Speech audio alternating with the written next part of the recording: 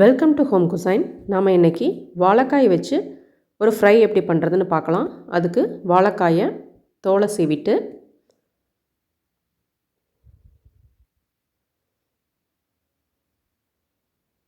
இந்த மாதிரி குறுக்காக வெட்டி எடுத்துக்கலாம். வட்ட வடிவமாக கட் பண்ணி எடுத்துக்கோங்க.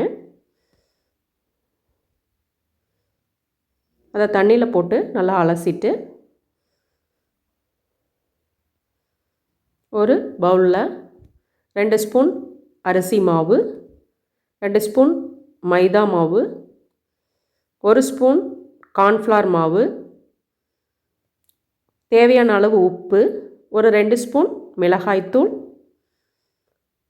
1 ஸ்பூன் கரம் மசாலா தூள், இஞ்சி பூண்டு விழுது சேர்த்துட்டு கொஞ்சம் தண்ணி சேர்த்து நல்லா மிக்ஸ் பண்ணிக்கோங்க.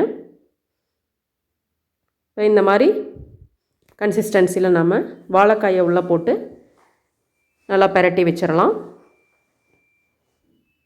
ஒரு அரை மணி நேரம் தனியாக வச்சுட்டு அரை மணி நேரம் கழிச்சதுக்கப்புறம் தோசைக்கல்லை சூடு பண்ணி எண்ணெய் விட்டுட்டு இப்போ நம்ம வச்சுருக்கிற அந்த வாழைக்காயை இதில் போட்டு நல்லா ஃப்ரை பண்ணி எடுத்துக்கலாம்.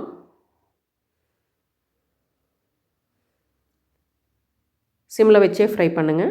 அவ்வளோதான், சுவையான வாழைக்காய் ஃப்ரை ரெடி. இது சாப்பிட்றதுக்கு ஃபிஷ் ஃப்ரை மாதிரியே இருக்கும். Eat and enjoy. Like, share and comment. Thank you.